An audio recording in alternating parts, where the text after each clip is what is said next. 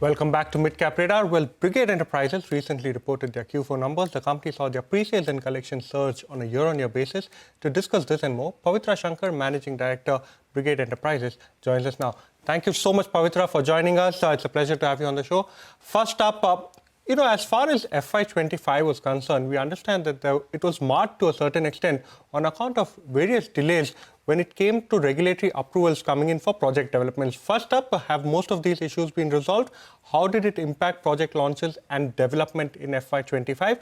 And secondly, please update us on the timeline, likely size of the upcoming hospitality IPO as well. Yes, so thank you for having me. I actually think we had a pretty good year. Despite the delays and approvals that we did see impacting our portfolio, especially in Bangalore.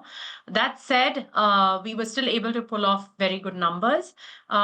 Basically, the approvals delayed some of our launches from happening within the financial year. Some got pushed beyond the financial year of FY25, but we will see those start coming into our pipeline in the upcoming 4 quarters.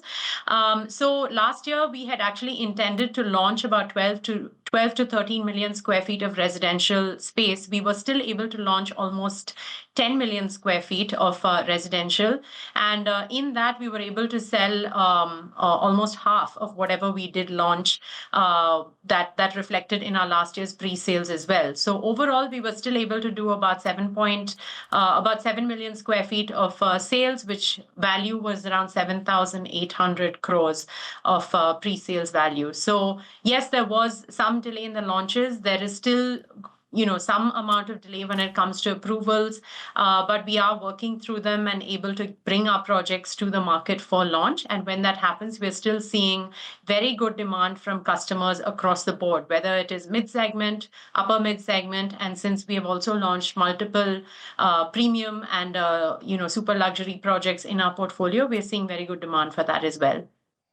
Sure, Pavitra. Hi, this is Vamakshi joining in. If I understand this correct, like your pre-sales stood at 7,850 odd crores. This has far exceeded the guidance that you had started off with earlier. So what is the outlook that you're looking at for FY26 on the pre-sales as well as the launches? So yes, last year the number was 31% increase on the previous financial year. Typically, we don't give guidance, but we generally say we like to show at least a 15% growth year over year. And I think this is something that is a good number, especially as the base keeps increasing, and we'll aim to do something similar year over year.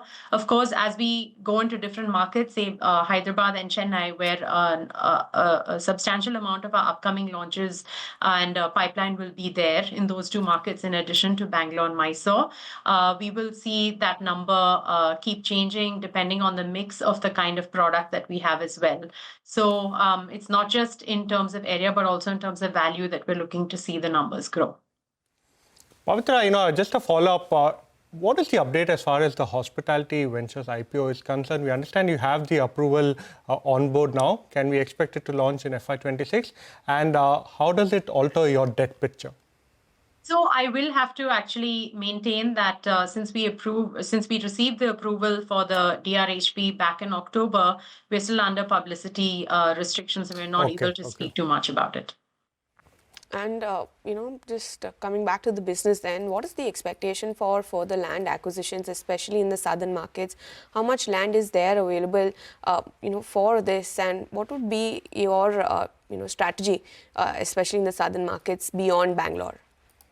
Bangalore has been our home turf, but in the last couple of years, we have launched projects both in Chennai and Hyderabad, which is testament to the increasing levels of business development we've been doing in both those markets. As recently as yesterday, we closed a transaction in Chennai for a very prime parcel, about almost 5.5 acres in a very good locality in Chennai, and that should give us around 2,000 crores of gross development value for a residential project. So I'm happy to say that in Chennai, our position is very firm as one of the leading developers in the residential space. We also have commercial and hospitality spaces in Chennai. Hyderabad, we launched a project called Brigade Gateway in Neopolis. It is a mixed-use project, and we have already sold 1 million square feet of that. It was extremely successful in terms of the way it was absorbed by the market there, and continue to have another million and a half square feet for launch in Chennai in the coming in Hyderabad in the coming pipeline. So going forward, we hope to see greater contribution from both Chennai and Hyderabad, maybe 20 to 30%, depending on how much we can launch and sell in the next 4 quarters to be coming from those 2 markets. Of course, we still expect to have a strong showing from Bangalore. We also have a few smaller projects coming up in Mysore. But again, our focus is on southern cities, and we aim to continue to do that. Pavitra, you just alluded to Chennai plans. Yesterday, you went ahead and signed that project. Could you reiterate the GDV or the potential over there? And also, have you bought this particular property from the Rane Group? Because we understand that is where they had significant land as well.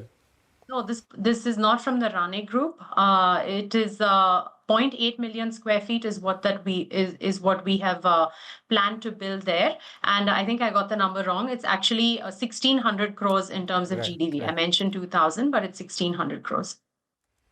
Understood that. So going into FY26, you have a pretty strong launch pipeline.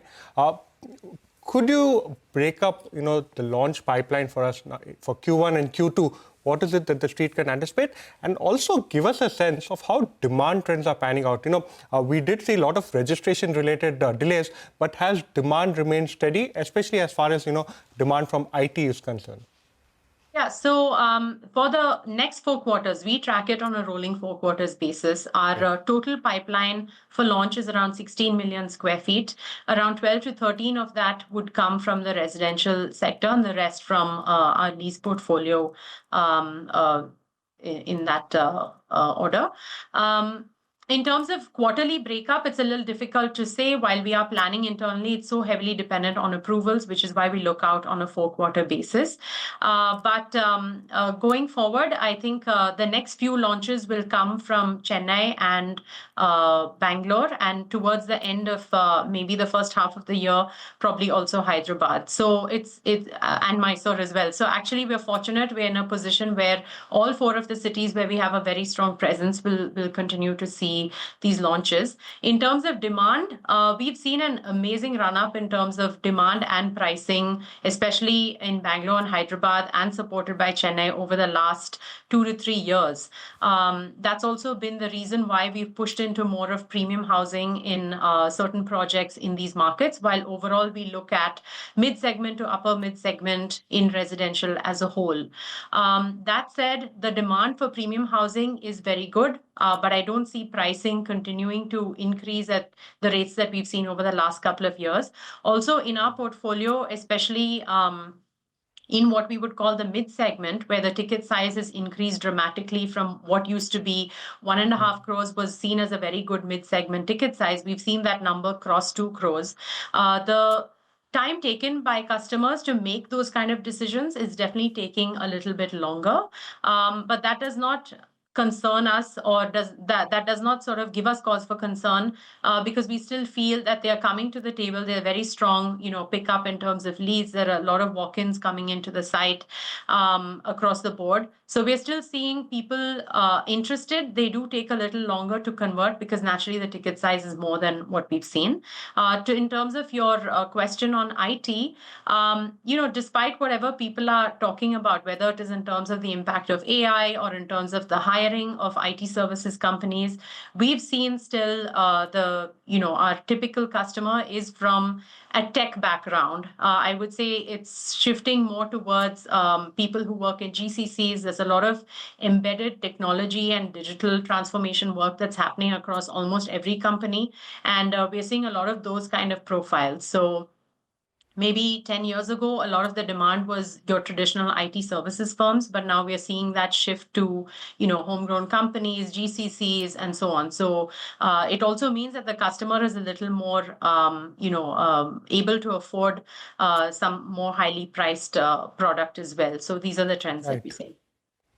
Right. Thank you so much for that, Pavitra. Thank you so much for joining in with us after your Q4 numbers. Wish you luck for the quarters ahead. That was the management of Brigade Enterprises. They're saying they expect 15% year-on-year growth in their pre-sales, and they still see very strong demand across the mid, upper, and premium, as well as the super luxury segment. But just